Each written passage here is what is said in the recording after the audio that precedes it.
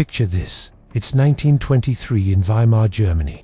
A woman pushes a wheelbarrow not with groceries, but with cash. Millions of marks just to buy a loaf of bread. Children play with stacks of banknotes because the paper is worth more as kindling than currency. Fast forward to 2008, Lehman Brothers collapses. Then to 2020, when central banks around the world print more money in a few months than they did in the entire previous decade. What if these moments weren't random? What if they were predictable steps in an old and familiar story? Every empire, from Rome to Britain to the United States, has followed the same pattern before its fall. Print money, devalue currency, collapse. And right now, the same process is unfolding again right before our eyes. The question isn't if history will repeat itself, but whether we even realize it's happening while we live through it. This matters because when an empire's money collapses, it doesn't just ruin governments or banks, it devastates ordinary people. It wipes out savings, destroys the middle class, and reshapes the global balance of power. Inflation is a quiet thief. It steals purchasing power without raising a single tax. It erodes trust between governments and their citizens. It destabilizes nations. And throughout history, it's been the silent prelude to social upheaval and regime change. This isn't about doom or conspiracy. It's about pattern recognition. Empires face the same pressures, make the same mistakes, and suffer the same outcomes. The names and technologies change, but the mechanism stays the same. By understanding it, you can see what's coming long before most people do.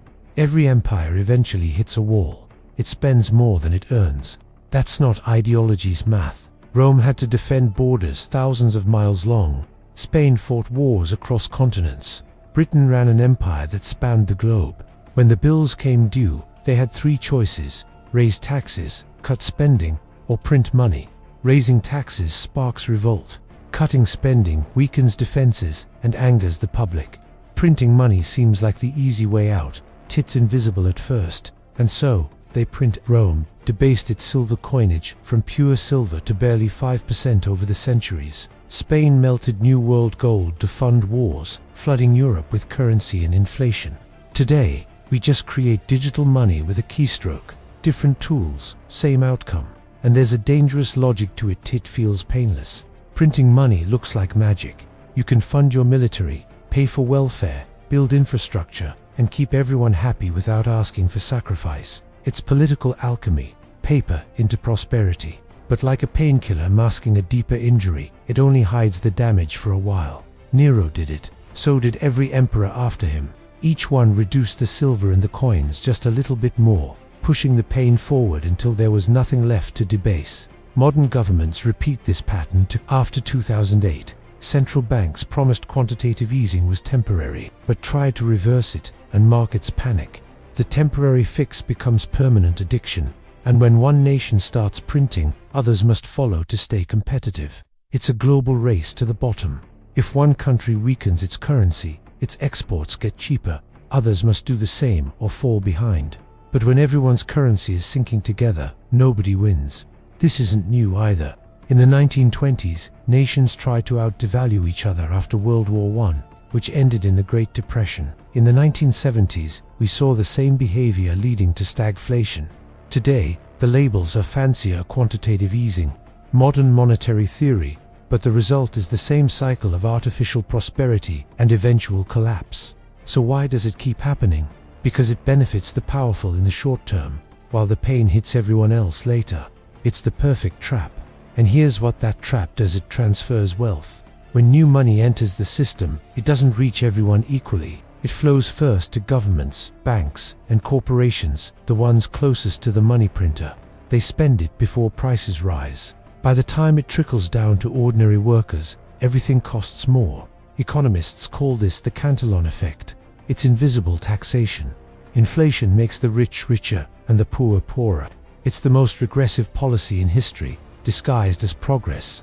We saw it in Weimar, Germany, where factory owners with debts became rich while workers lost everything. We saw it in Rome, where landowners thrived while soldiers and bureaucrats starved. And we're seeing it today. Assets like stocks and real estate soar, wages stagnate, and the gap between rich and poor grows wider than ever.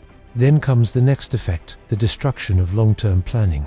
When money can't be trusted to hold value, no one can plan for the future. Contracts get shorter, investments disappear. Why save for a decade if the currency will be worthless by then? This mindset turns economies from builders into speculators. Production gives way to gambling. Research and innovation stall. Empires stop expanding and start decaying. Finally comes the breaking point, the moment when people stop believing in the currency altogether. It's gradual, then sudden. Merchants demand foreign coins. Workers want to be paid in goods. The government enforces price controls to stop chaos, which only drives trade underground. Rome experienced it. Spain experienced it. Modern nations like Venezuela, Zimbabwe, and Argentina have experienced it too.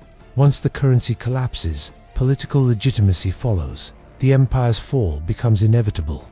Could that happen to modern reserve currencies, the dollar, euro, yen, or yuan? History suggests no empire is immune. Everyone believed it was exceptional, that it could print without consequence because of its power or innovation or prestige.